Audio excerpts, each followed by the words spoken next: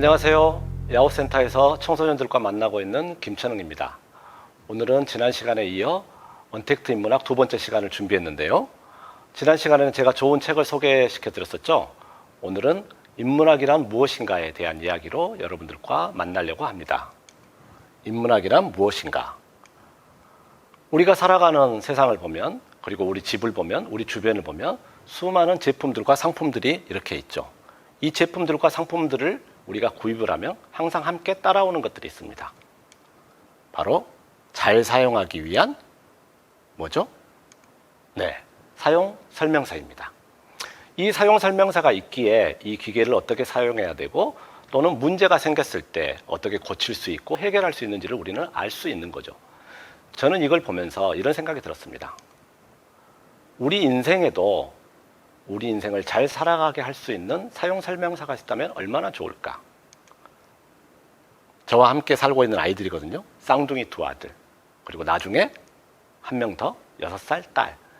이 아이들과 함께 살아가다 보면서 이 아이들에게 어려움이 닥치거나 저와 함께 살아가는 문제가 발생하면 이런 사용 설명서가 있으면 참 좋겠다라는 생각을 해봤어요. 그런데 없죠. 우리 인생에는 사용 설명서가 없습니다. 그런데 정말 없을까? 하나도 없을까? 저는 초등 5학년부터 청소년들이죠.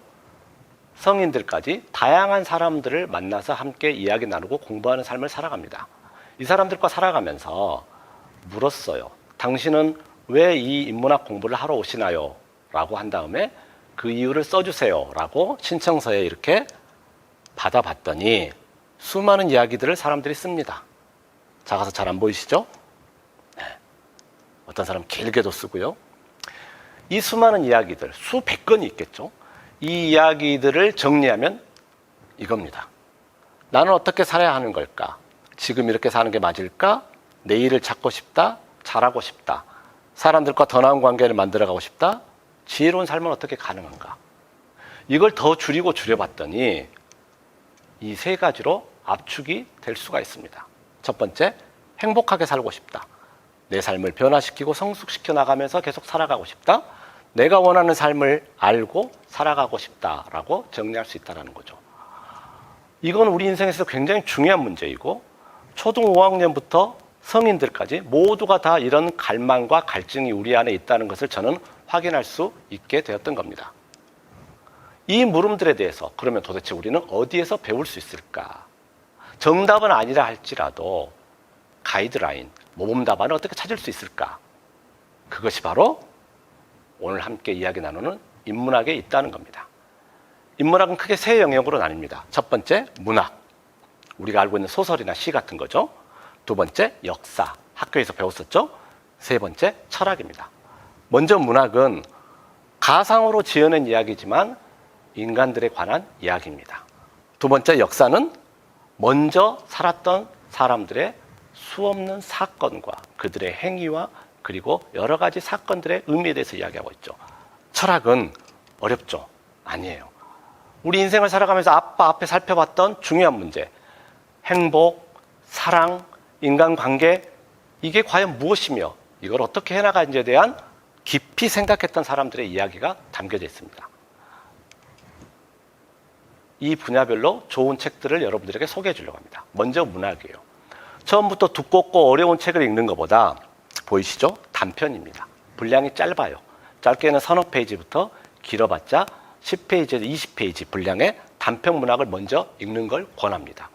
재미를 붙이고 흥미를 느껴서 점점 더 분량이 두껍고 어려운 책으로 나아갈 수 있는 거예요. 한국 단편 문학이 있으니까 세계 단편 문학도 있겠죠. 두 번째, 역사책입니다. 물론 역사를 재미있고 흥미롭게 읽는 것도 중요하지만 저는 이런 책들을 통해서 질문을 던지고 있는, 이 책이 질문을 많이 던지고 있거든요. 종교라는 거 왜 생겼을까? 법과 제도라는 거 왜 생겼을까? 그것은 무엇일까? 이런 책들을 한번 읽어보시길 권합니다. 세 번째, 정말 강추입니다. 쉽게 접하지 않고 어렵게만 생각해보는 이 철학. 하지만 14살이 할 수 있는 철학. 여기서도 마찬가지로 많은 질문들을 던지고 있고 우리의 궁금증과 호기심을 유발하고 있습니다. 그리고 알랭드 보통이 함께 쓴 인생 학교, 일은 어떻게 해야 되는지, 그리고 인간의 정신이란 무엇인지, 시간이란 무엇이고, 사랑은 어떻게 해야 되는지 이 책을 정말 강추합니다. 자, 이렇게 한 권 한 권 읽어가고 하나하나 물음들을 던져보고 생각을 함으로써 우리가 삶을 배워나가고 그리고 삶에 관한 중요한 공부를 해나가는 것이 바로 인문학이라고 할 수 있습니다. 이번 코로나 사태로 인해서 혼자 있는 시간들이 많아지고 혼자 머무는 시간대에서 인문학이 과연 무엇이며 그리고 내 삶을 위한 공부를 어떻게 해나가는지를 여러분들이 차근차근 알아가는 시간이 되기를 바라겠습니다.